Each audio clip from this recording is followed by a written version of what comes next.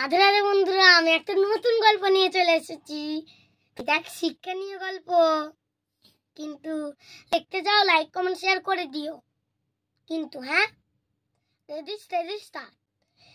এক রোজের একদল বাঁদর আসতো ভুট্টা খেতে। কৃষকটা ওদেরকে একটা বড় লাঠি দিয়ে আমরা ওদেরকে টাকাতে তো না, যাতে কৃষকটা ও কৃষকের জমিতে ভুট্টা খেতে পারতো। এমন করতে করতে অনেক দিন হয়ে গেল। একদিন ওই কৃষকটা মারা গেল। তখন বাঁদরগুলো খুব খুশি হলো বন্ধুরা। তখন বাঁদরগুলো খুশি হলো।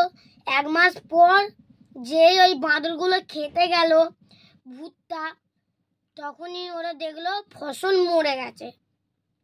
তার মানে কৃষক নেই ফসলে, তাহলে চাষটা কে করবে?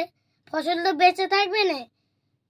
তখনই ওই বাঁদরগুলো বললো, না, আমাদেরই ভুল, কৃষকগুলো তো একটু তো খেতে দিত, খেতেও পেতাম, চাষ করতো।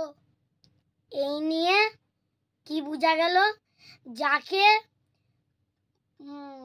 শত্রু ভাবছিল বাঁদরগুলো কৃষকটাকে, কিন্তু সে শত্রু নয়, তাদের খাড়ি জোগা যেটি। আমার গল্পটাই শুরু শেষ করলাম। তাহলে শিক্ষণীয় গল্প থেকে কি বোঝা গেল?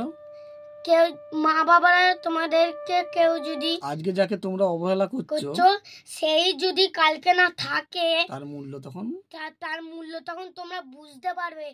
যেমন বাবা মা তোমাদেরকে ফোন ঘাঁটতে বারণ করে, তোমরা কিন্তু ঘাঁটবে না, ভালোর জন্যই বলে। কাল না যদি ওই মা বাবা থাকে, তাহলে ওই মূল্য তোমরা বুঝতে পারবে যে কেন বারণ করে মা বাবা সব। হ্যাঁ, রাধে রাধে।